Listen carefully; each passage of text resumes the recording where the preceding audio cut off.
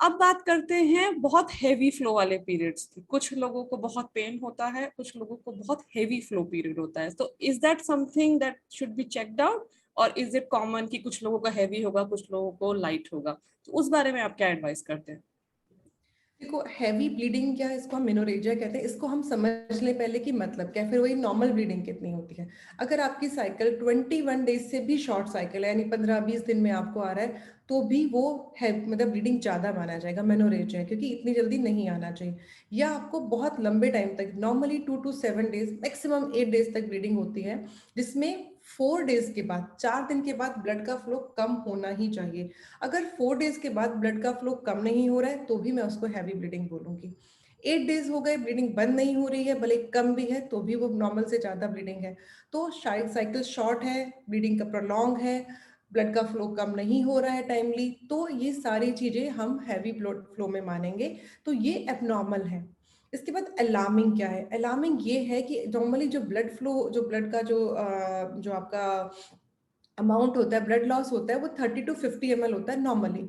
लेकिन किसी किसी को, जिनको जैसे कि जिनकी फैमिली हिस्ट्री है, किसी किसी को 80 ml तक भी हो जाता है। लेकिन अगर ये इतना ज़्यादा है कि 100 ml से ज़्यादा हो रहा है, यूजुअली नापना मुश्किल है मेंस्ट्रुअल कप के अलावा, बट इसको ऐसे समझ सकते हैं कि अगर आपका ब्लड फ्लो इतना ज़्यादा है कि आपको बहुत फ्रीक्वेंट पैड बदलने पड़ते हैं, बहुत फ्रीक्वेंट पैड बदलने पड़ते हैं, 4 डेज हो गए उसके बाद भी आपकी पैड बदलने की फ्रीक्वेंसी कम नहीं हो रही है, तो आपको समझ में आ जाता है कि ये हैवी है।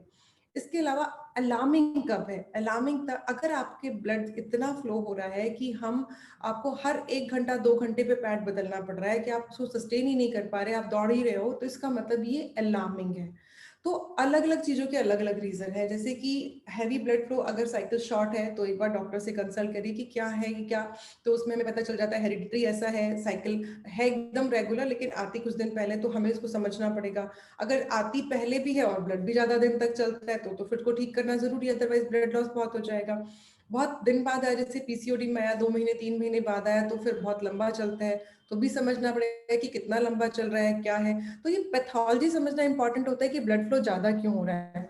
मैं एक बात बोलना चाहूँगी कि जो हम लोग जो अपने आप को बहाने दे देते हैं ना, मैंने तो दवाई खाई थी इसलिए मेरा तो ब्लड आना ही ज़्यादा था, 3 महीने बाद आया, इतना तो आएगा ही, मेरे तो खत्म होने वाले हैं, ब्लड हो गई, मैंने वजन उठा लिया था, मैं तो गिर गई थी, मैंने गर्म खा लिया, ठंडा खा लिया, मैंने अबॉर्शन की पिल खाई, मैंने इमरजेंसी पिल्स खाई। बहुत सारे बहाने हम खुद को दे के और घर में बैठे रहते हैं कि कोई बात नहीं, एक दिन और देख लेते हैं। तो हमारी बॉडी में लिमिटेड ही ब्लड है।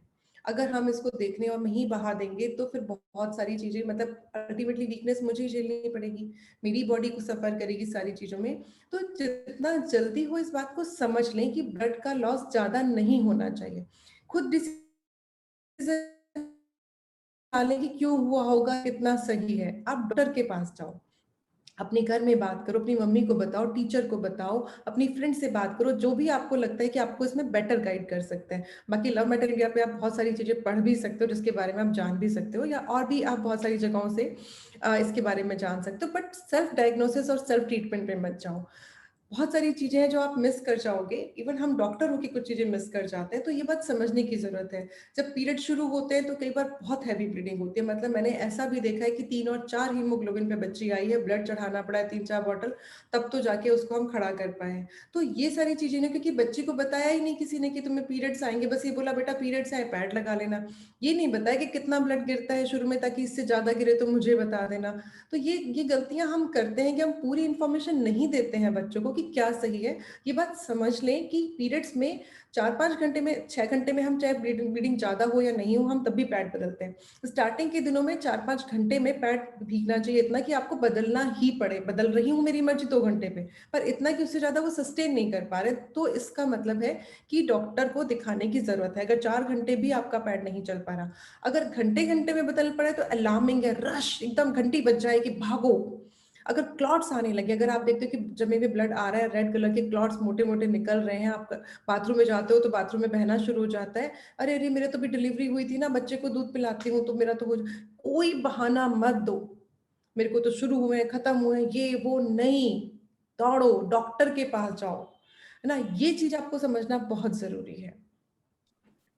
Thank you doctor Surabhi, that's very helpful. और जो एक बात इंपॉर्टेंट आपने कही कि अगर अब नॉर्मल लग रहा है तो उसके लिए बहाने मत लगाइए, डॉक्टर के पास जाइए।